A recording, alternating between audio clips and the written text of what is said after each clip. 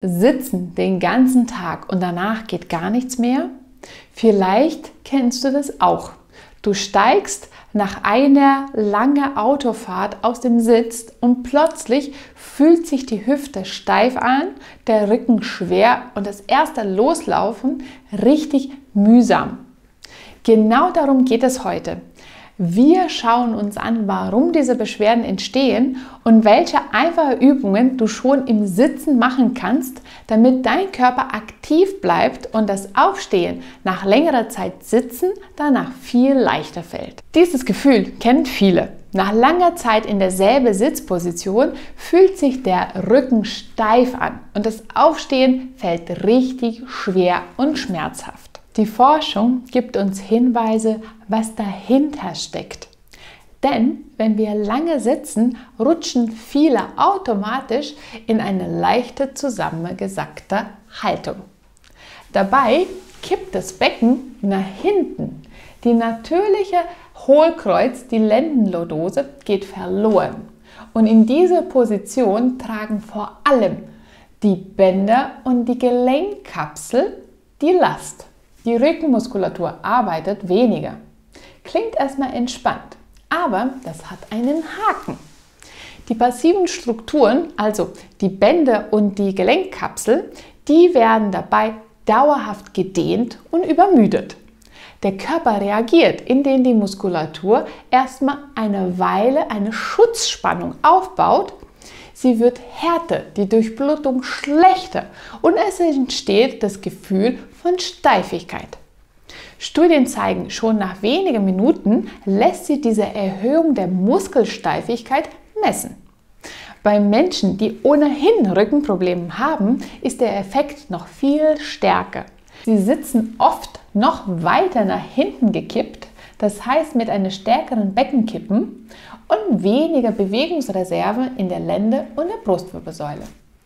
Es fällt ihnen schwerer, die Wirbelsäule in eine neutrale, entspannte Position zurückzubringen. Die Muskeln arbeiten dauerhaft stärker und reagieren langsamer auf plötzliche Belastungsänderungen wie einen Schutzreflex. Außerdem sitzen sie häufig einseitig und verändern ihre Sitzposition nur selten. Zum Vergleich, auch gesunde Menschen rutschen nach etwa 20 Minuten leicht in diese Haltung, wechseln aber immer wieder öfter die Haltung und spüren deshalb auch weniger Beschwerden. Bleibt diese Spannung bestehen, können die Schmerzen verstärkt werden. Wichtig ist, Studien betonen, dass es auch keine perfekte Sitzhaltung gibt. Aufforderungen wie „Setz dich gerade hin“ oder „Sitzen ist schlecht für den Rücken“ können Angst machen und die Beschwerden nur noch verstärken. Die Wirbelsäule ist robust und anpassungsfähig und jede entspannte Haltung, die angenehmer ist, ist auch sicher. Kleine Bewegungen und gezielte Übungen sind oft wirksamer als krampfhaft in die richtige Haltung einzuhalten. Kurz gesagt, langes Sitzen kann die Rückenmuskulatur in einen Zustand bringen, der sich wie ein Feststecken anfühlt, besonders bei Menschen mit bestehenden Beschwerden. Doch wir können dagegen gezielt gegensteuern und genau hier setzen wir heute an. Ich zeige dir einige einfache Übungen, die du schon im Sitzen machen kannst, um Hüfte und Rücken beweglicher zu halten, die Muskeln aktiv zu machen und das Aufstehen danach deutlich leichter zu gestalten, ohne dass du krampfhaft eine perfekte Haltung erzwingen musst. Die erste Übung und vielleicht das Basic, die oft vergessen wird, ist das Beckenkippen. Genau diese Übung hilft dir, die unteren Rückenmuskulatur zu aktivieren, bevor du aufstehst und diese Steifigkeit zu verhindern. Dafür solltest du dich am besten auf die vordere Kante von deiner Sitzfläche hinzusetzen. Du kannst sehr gerne auch deine Hände direkt über dein Beckenkamm platzieren, damit du ein Gefühl von dieser Bewegung bekommst. Und du stellst dir mal vor, du müsstest dein Schambein Richtung Brustkorb bringen. Also du versuchst diese beiden Knochen anzunähern, damit dieser Abstand geringer wird. Und dann wieder weit auseinander. Von der Seite gesehen würde das dann halt so aussehen. Also du platzierst deine Hände auf dem Beckenkamm drauf. Am besten ist, wenn du dich auf die vordere Kante hinsetzt, einfach weil da die Bewegung leichter fällt. Und dann aus dieser Position kippst du das Becken erstmal zu dir, so dass der untere Rücken richtig rund wird. Am besten ist, wenn du auch die Gesäßmuskulatur anspannst und hier vorne die Bauchmuskel anspannst, so dass Brustkorb und Schambein zueinander kommen. Und danach bewegst du dich in die Gegenrichtung, also ordentlich in den Hohlkreuz rein, dass du deine Wirbelsäule in einen richtig schönen Bogenrand spannst. Aktiv die Rückenmuskulatur anspannen, das Becken nach vorne schieben, dass du in Hohlkreuz kommst, kurz in der Position verbleiben und dann wieder Schambein Richtung Brustkorb. Stell dir mal vor, du willst dein Gurt nach unten Richtung Sitzfläche bewegen. Auch hier kurz in der Position bleiben, dass du eine leichte Dehnung in den Lendenbereich spürst und vorne dein Bauch und Gesäß aktiviert ist und dann wieder in die Gegenrichtung. Versuche bei jeder neuen Bewegung die Bewegungsausmaß so weit wie möglich auszunutzen, beziehungsweise jedes Mal ein kleines bisschen mehr. Diese Bewegung kannst du dann gerne so 15 Mal wiederholen, bevor du dann zu deiner nächsten Übung hingehst. Und es geht jetzt um die Drehung des Rumpfes. Für die nächste Übung, da du jetzt gerade sitzt, platzierst du deine Beine, so dass die in einer Linie sind mit deiner Hüfte, also hüftbreit auseinander, und deine Füße sind fest auf dem Boden. Beide Handflächen auf dem Oberschenkel drauf. Und jetzt drehst du den Rumpf, so dass du die Hand nach vorne auf die Oberschenkel drehst und dein Brust in die Gegenrichtung. Und dann das gleiche auch in der anderen Richtung. Hand nach vorne auf die Oberschenkel gleiten lassen und den Brustbereich so weit wie möglich in eine Richtung drehen und dann halt auch in die andere Richtung drehen. Wichtig bei dieser Übung ist, dass die Bewegung von deinem Rumpf kommt und nicht von den Händen. Es geht nicht darum, die Hände nach vorne und nach hinten zu schieben, sondern eine aktive Drehung, so weit wie du kannst, in eine Richtung ran und dann in die andere Richtung hin. Insgesamt solltest du 10 Bewegungen je Richtung machen, also dass du 20 Bewegungen insgesamt hast. Vor allem dann, wenn du nicht aufstehen kannst oder längere Zeit sitzen musst, ist diese Übung eine super Möglichkeit für zwischendurch, um deine Muskulatur aktiv zu halten.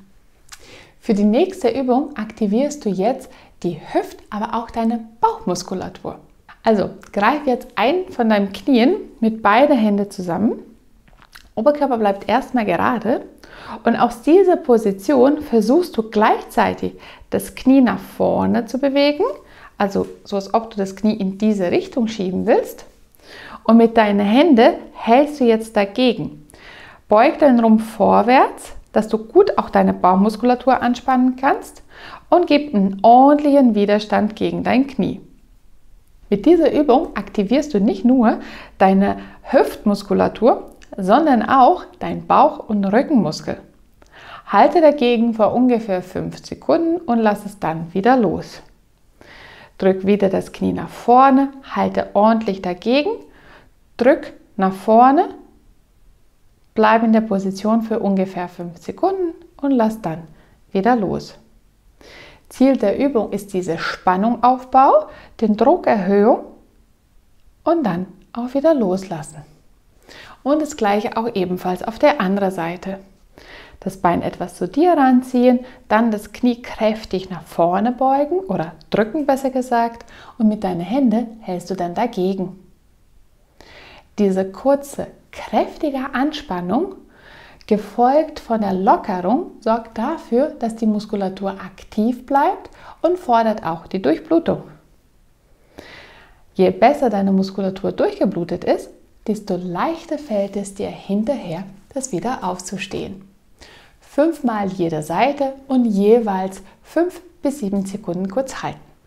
Wenn dir dieses Video gefällt und du mehr lernen möchtest, wie du von zu Hause aus mit einfachen Übungen Schmerzen lindern kannst und wieder aktiv und beweglich in den Alltag starten kannst, dann abonniere meinen Kanal.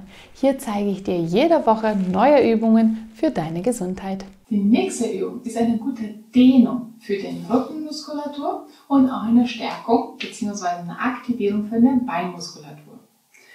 Sitzen beugst du dich vorwärts, sodass du mit deinen beiden Händen einen Fuß umgreifst. Halte den Fuß ordentlich fest, die Beine hüftweit auseinander und aus dieser Position versuchst du nun, den Fuß nach unten Richtung Boden zu drücken und gleichzeitig mit den Händen ziehst du dir deinen Rumpf vorwärts. Also Hände umgreifen den Fuß, ordentlich kräftig nach unten drücken und dann wieder lösen. Durch das Vorwärtsbeugen von dem Rumpf plus den Zug, was du nun mit deinem Fuß ausübst, hast du dann eine schöne Dehnung an der Rückenmuskulatur. Und gleichzeitig aktivierst du auch hier deine Beinmuskulatur.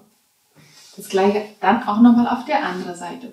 Du beugst deinen Rumpf seitlich, umgreifst eine von deinen Füßen und aus der Position versuchst du dann kräftig nach unten zu drücken und mit den Händen hältst du dann dagegen.